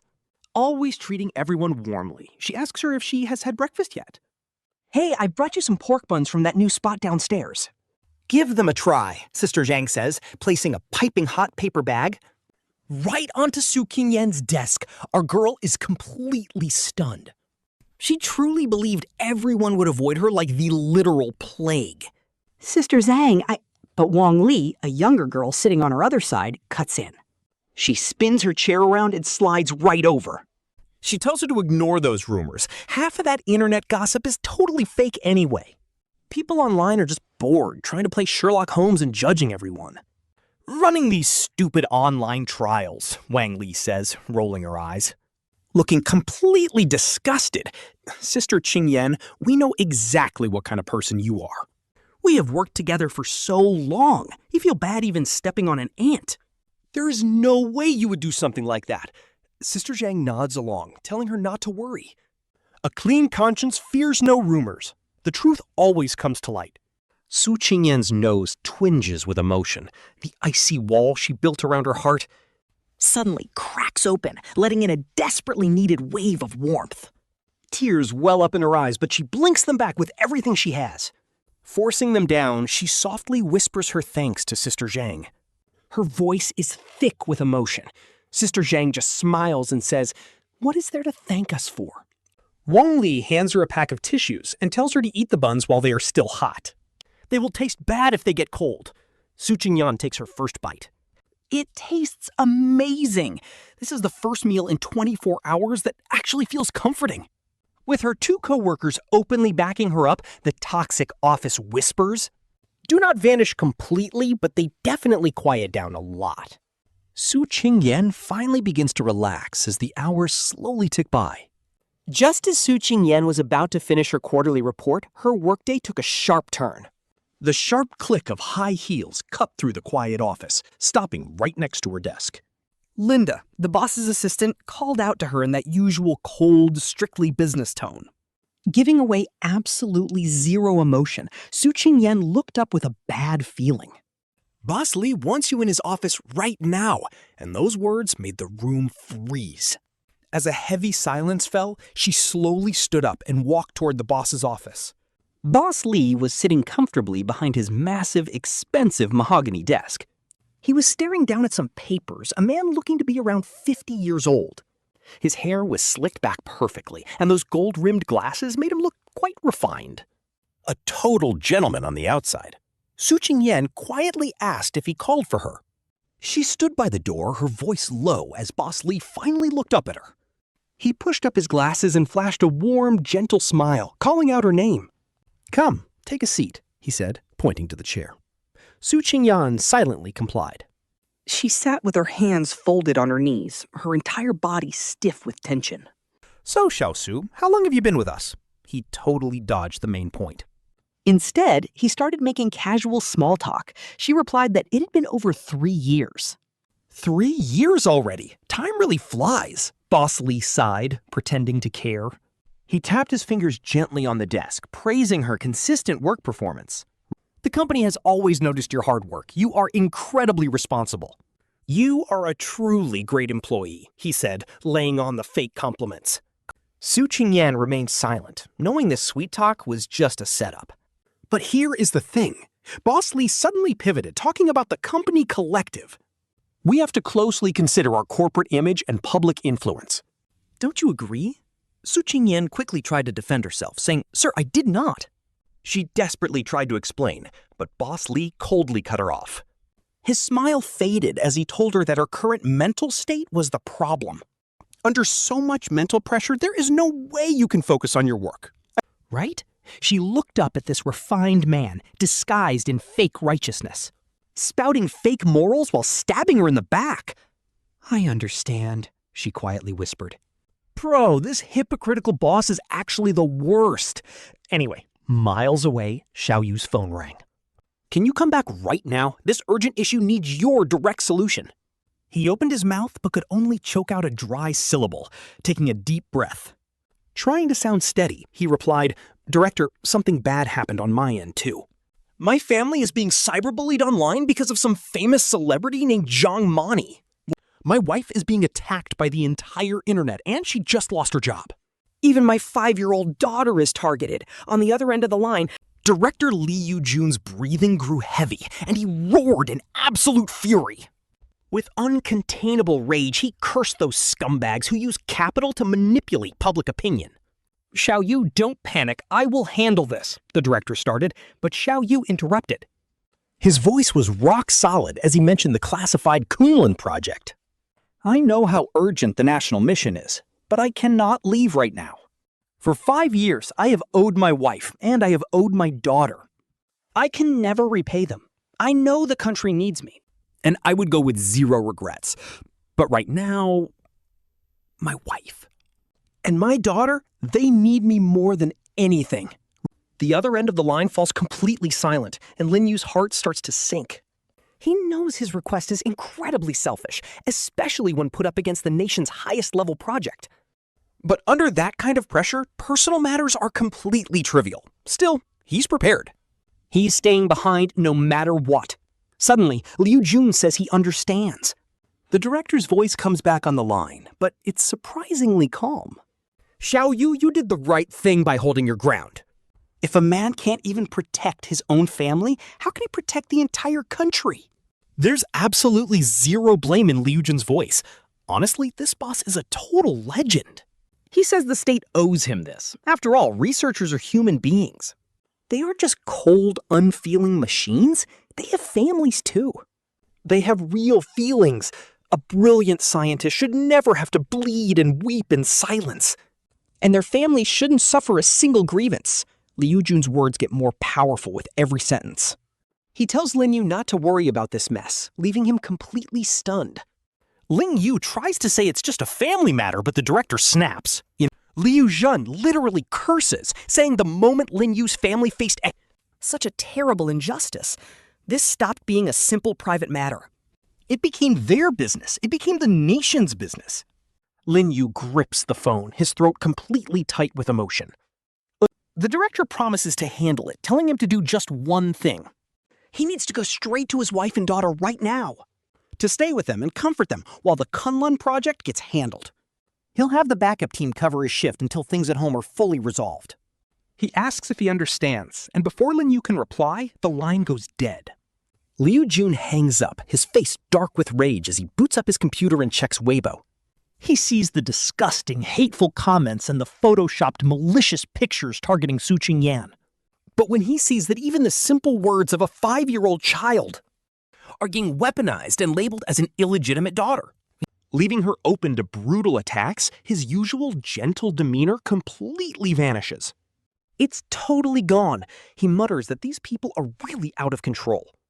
They think they are above the law. Furious, he grabs the secure red phone. Oh, you know it's about to go down. He dials a highly classified number, and the call is answered almost instantly. A booming voice on the other end asks what got him so incredibly angry. Liu Jun immediately demands to know if the families of military researchers are protected. Chief Wang is taken aback by the question, but confirms that they absolutely are. It's written in the regulations.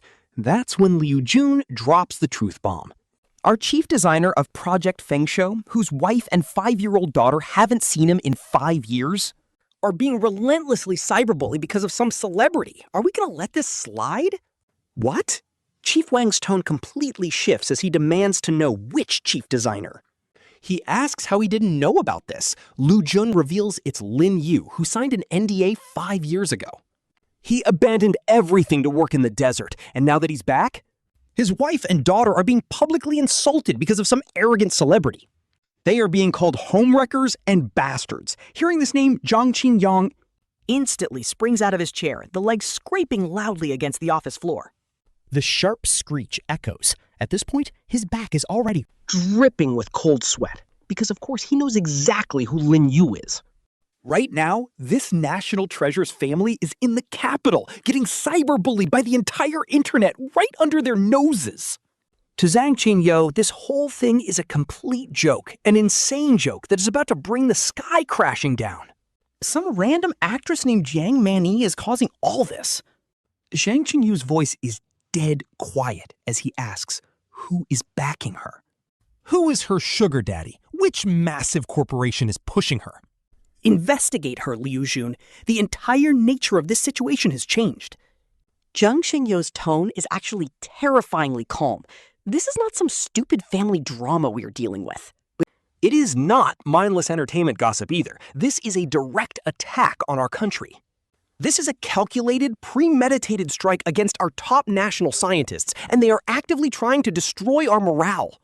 They are digging up our very roots. Think about it. How can a hero who cannot even protect his own family stay focused? How can we expect him to quietly forge weapons on the front lines while these greedy corporations run wild? These spoiled influencers are completely out of control, and Zhang Qingyu paces back and forth across his office, absolutely fuming. Every single step feels heavy enough to crush anyone in the room. What do these people think they are doing? Whipping up internet mobs to cyberbully an innocent civilian? The person they actually targeted is Lin Yu's family. This is straight up treason. Zhang Qingyu completely loses his cool and snaps. His usual polite and calm persona is entirely gone as he slams the phone down on Liu Jun. He immediately dials another number, and the call is picked up in a single second. It is me, Zhang Qingyu. Send out the order immediately to investigate this Jiang Mani. I want everything on her and her agency, Tianyu, cut to the Culture Development Department headquarters. Over in the third floor office, Director Zhang is currently relaxing with a freshly brewed cup of premium tea. He is slowly enjoying the rich aroma, but then, out of nowhere, suddenly the office door is slammed wide open, and Director Zhang frowns, instantly annoyed and ready to snap at the intruder. But when he sees who actually walked in, he freezes. It is Zhang Qingyu, of all people.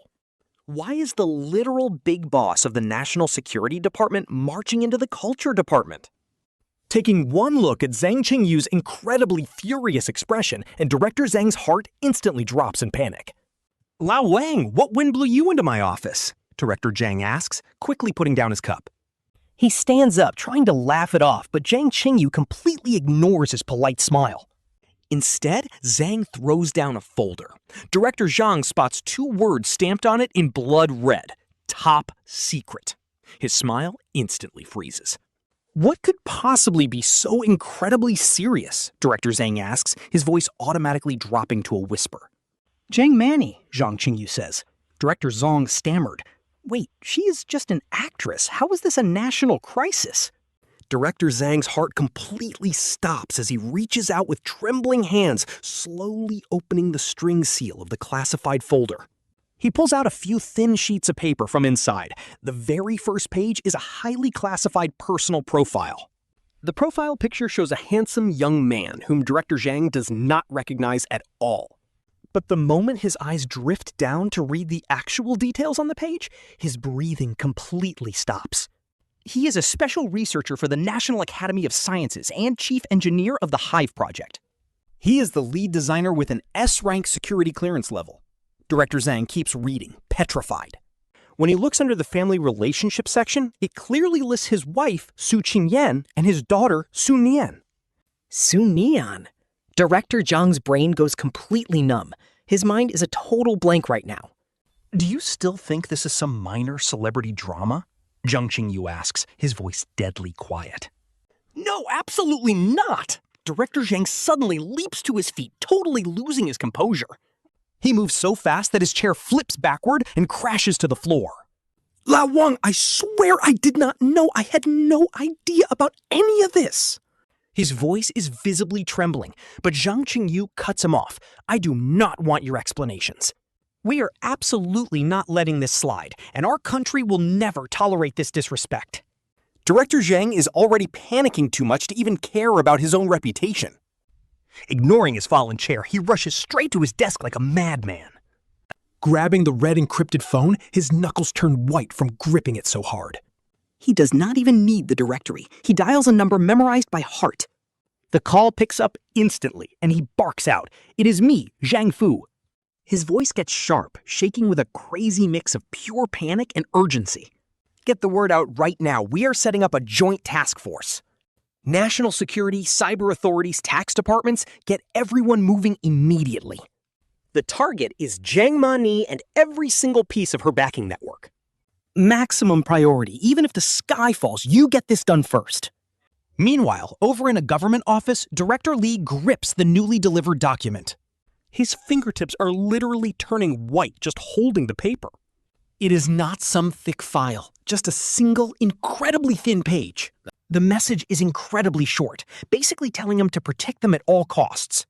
Ensure the absolute safety of the mother and daughter, Su Qingyan and Su Nian. Zero explanation. None. Director Li breaks out in a cold sweat. This is actually crazy. Sending down a top-tier command for 2 ordinary citizens is honestly wild. He does not dare think any deeper, immediately grabbing his intercom phone. Quickly dialing his assistant, he tells Xiaosun to get in here right now. Take this to Bureau Chief Wang personally and tell him. This is a dead-end order. Meanwhile, at that exact same time, a massive roar echoes inside the office of Military Commander Liu Huaqiang. You absolute fools! Guards, move out now! Mobilize the 1st and 2nd Guard companies for 24-hour protection. Over at the Broadcasting Bureau, the entire building descends into total chaos. Phones are ringing off the hook, and everyone looks completely terrified. Up in the 3rd floor conference room, a shaky deputy addresses his chief. This basically wipes out half the entertainment industry, and Manny's movie cost $700 million. It premieres tomorrow. And pulling it now along with Director Wang's mid-run show? The losses are going to be massive, bankrupting so many companies. We need a reason, right? The lead director snuffs out his cigarette. Orders from above are the only reason. Either do your job or get fired. Make your choice. Meanwhile, marketing manager Chen Hao is busy brown-nosing. He is bowing and scraping, pouring hot tea for Mani's manager, Sister Chen. Don't worry, Sister Chen, those hot search topics are already fully locked in. I guarantee Su Qingyan is going to be pinned as a mistress all day. She will stay top of the charts. Sister Chen sips her tea, highly satisfied. Still not enough, she sneers. I want to buy 5 more top slots. I want that woman and her bastard daughter completely ruined and socially dead. They will never show their faces again. Chen Hao smiles wider, agreeing instantly. As long as the money is there, anything is possible. Meanwhile, Su Qingyan returns home. She collapses onto her sofa, her entire world turning a dark, heavy gray. The endless online hate and toxic comments feel like sharp, slashing knives. They are tearing her dignity to shreds. Shaking, she picks up her phone. Driven by morbid curiosity, she taps on the trending tag, calling her a mistress.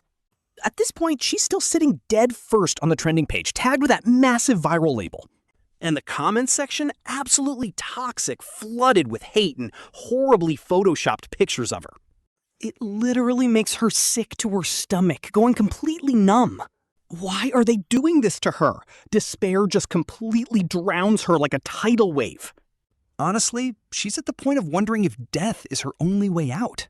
But then she thinks of Niannian, her daughter's innocent little face that still needs her protection. She instantly crushes that dark thought. No way, she absolutely cannot back down now. Right on cue, her phone starts ringing like crazy. It's Teacher Wang from the kindergarten. Su Qingyan's heart instantly drops as she answers. The teacher asks if Niannian's mom can get to the kindergarten as soon as possible. On the other end, Teacher Wang sounds super stressed and extremely hesitant. She explains that little Su Nian actually got into a physical fight with a classmate. A fight? Su Qingyan's mind completely goes blank, and she doesn't even hesitate.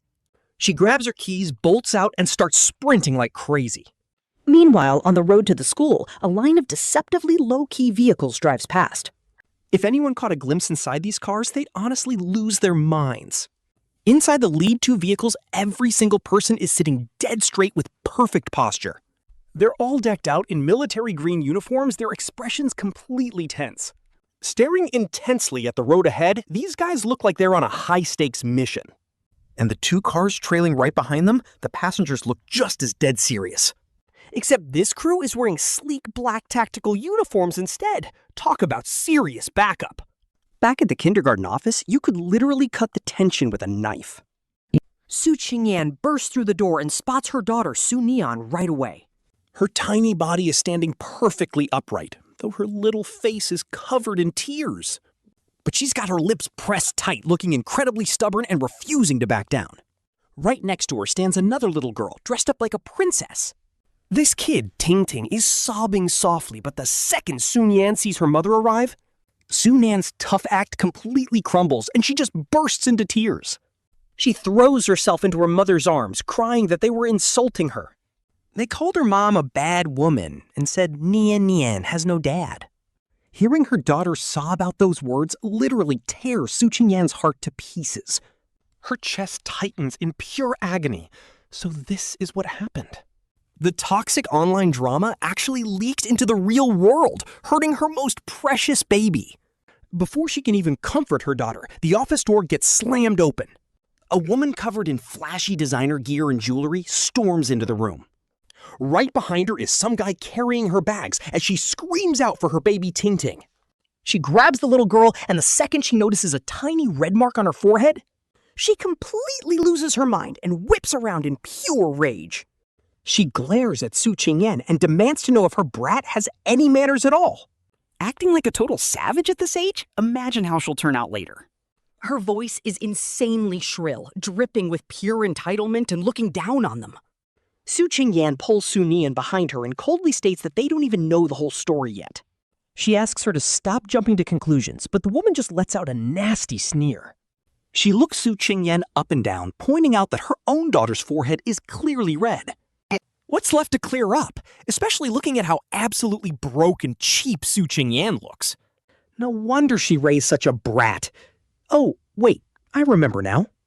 Aren't you that homewrecker trending online? Teacher Wang's face completely fell. Ting Ting's mom, please watch your language. Watch what? I am literally just stating facts here. Ting Ting's mom yells even louder, saying it is already all over the internet. A cheap homewrecker who had a little bastard child just to beat up people. Shut up. Su Qingyan is shaking all over, not from fear, but pure rage.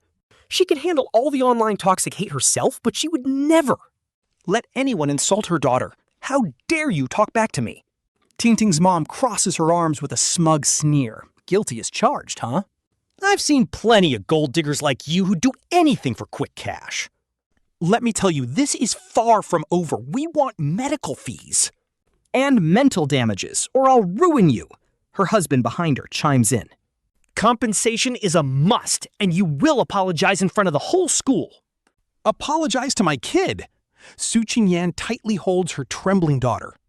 Bro, she literally feels like the entire world is turning against her now. But wait, look outside the kindergarten, inside a black car. The plainclothes police captain's walkie-talkie suddenly crackles with static. Captain, our target Su Qingyan is having a heated argument in the office. Target Su Nian is highly emotional, and the other parent is hurling insults. They even brought up the online hate. The captain crushes his cigarette. Is the situation dangerous? Report, Captain. Just a verbal fight for now. No physical violence yet. Copy that. The captain grabs the radio. Everyone stay alert. Wait for my command. Meanwhile, back inside, they're still demanding an apology. You must apologize, the flashy, jewelry-covered woman shrieks. Her voice is literally ear-piercing, but Su Qingyan completely ignores them. She crouches down and holds her sobbing, breathless daughter close. Niannian, don't be scared. Tell Mama exactly what happened. The little girl hiccups, crying out that the other kid insulted her mom. He called you a bad woman from the internet. A homewrecker. He said Niannian has no dad, so I told him to stop. But he just kept laughing at me. So I threw blocks at him. Su Qingyan hugs her daughter, heartbroken. Honestly, this is so sad. She could take the online abuse herself, but seeing this toxic garbage thrown at her innocent daughter?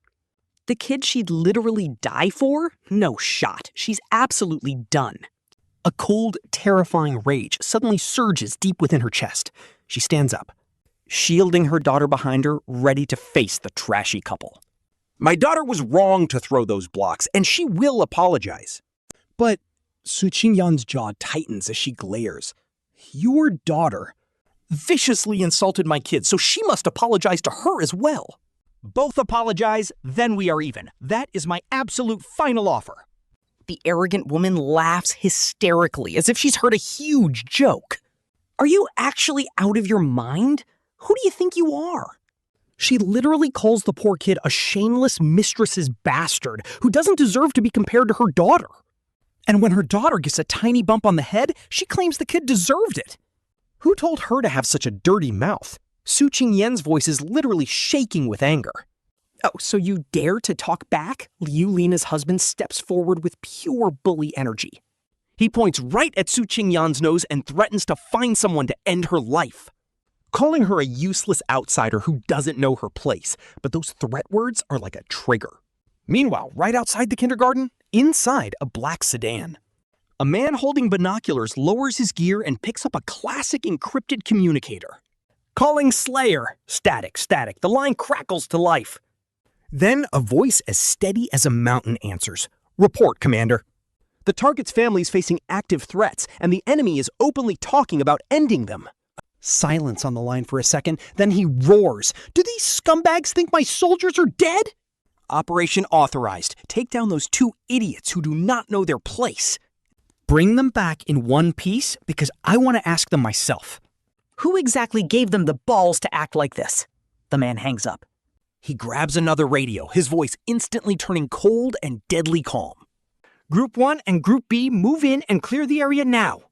Instantly, 3 car doors swing open at the exact same time in total silence. 12 fully armed soldiers in green tactical gear file out like a machine. Meanwhile, inside the office, the arrogant dad is still screaming, spitting right in Su Qingyan's face. He yells, "Let me tell you, my brother-in-law is..."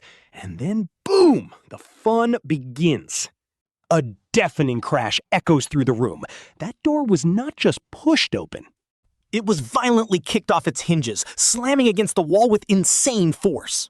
The sound literally rattles their ears, and the bully parents whip their heads around in shock. Their smug faces freeze instantly, and honestly, seeing these corrupt bullies get folded is so satisfying. Dozens of cold, expressionless soldiers are standing there with high-grade assault rifles. The temperature in the room instantly plummets as the commanding officer steps inside. His heavy boots click against the floor, echoing with a heavy, menacing rhythm. Every single step feels like it's crushing this couple's chests. The officer completely ignores Su Qingyan and the absolutely terrified Teacher Wang. Instead, his icy gaze locks right onto Lina and her husband, Qiang. He says their names in a completely flat voice, like he is reading a death warrant. Qiang's legs are shaking like crazy, but he still tries to act tough and yells. Who allowed you into this school? What do you think you are doing? Is there no law anymore? The officer's mouth twitches into a cold smirk. Law, you are officially under arrest for endangering national security. Specifically, threatening a high-profile protected citizen of this country. 2 soldiers step forward instantly, pulling out a pair of gleaming silver handcuffs. They flash coldly under the office lights. Click, click. Lina finally snaps out of her shock and starts screaming and thrashing like mad. How dare you arrest me? Do you even know who I am? Let me go or I will report you. But the officer just looks at her like a clown. We don't need to know who you are. You only need to know who you just offended. With that, he turns around. He glances at little Su Nian trembling in her mother's arms, and then back at the guards. Su Qing, who is also completely shocked, gives Su Qingyan a quick sign only they understand. A small hand gesture, signaling him to stay calm. Then he turns around, his voice turning completely cold again. Take her away! Let me go! Why are you arresting me? My husband is Qiang! My brother-in-law is a deputy director! If you dare touch me, you will regret it! You will all lose your uniforms! Lina screams like a total psychopath. Her voice echoes through the office, but the 2 soldiers pinning her down do not care. Their faces are completely expressionless, and their arms stay locked no matter how much Lina struggles. They do not budge a single inch. Next up is her husband. With his hands cuffed behind him, Qiang glares with pure hatred at Su Qing. His smug face is completely gone, replaced by pure terror and regret. You'll love to see it. It is you! It is all you, you absolute bastard! You must be the spy here, right? A jobless loser like you? How could a nobody summon the army? You must be a foreign secret agent. Clinging to this like a last saving straw, he starts screaming at the top of his lungs. He is the suspicious one. You should investigate him. Why are you arresting me? I am the actual victim here. His daughter beat up my daughter. The moment those words leave his mouth, it is just sad. Even the terrified teacher Wang finds this ridiculous, and the officer pauses for a second. He does not turn around, only tilting his head slightly. So you are saying we arrested the wrong guy? Li Qiang nods eagerly, seeing a tiny sliver of hope. He nods frantically, saying they definitely got the wrong guy. He is the villain here. You guys were totally tricked. The officer smirks, and honestly, that cold smile is giving major final boss energy. Whether we got the wrong guy, the military court will let you know. As for everything you just said, he pauses, his voice dripping with playful mockery. We will make sure to write down every single word in your official file. Instantly, all the color drains from Li Qiang's face. Project Family? What on earth is a Project Family? Su Qingyan's mind goes entirely blank. She has no idea what those words mean, but she knows one thing. Everything unfolding right before her eyes is way beyond anything she can comprehend. Teacher Wang! The officer's voice rings out, making her freeze instantly. As an eyewitness to this entire incident, you need to come with us too. To assist with the investigation, Teacher Wang's lips tremble in fear. She cannot even squeeze out a single word as the three suspects are quickly marched away. Now only Su Qingyan, little Su Nian, and the terrified principal are left in the office. With tension and fear still heavy in the air, Su Qingyan slowly uncovers his daughter's ears. The little girl is still shivering in his arms, so he softly calls out her name, Niannian. Su Nian slowly looks up, her tiny face covered in tears.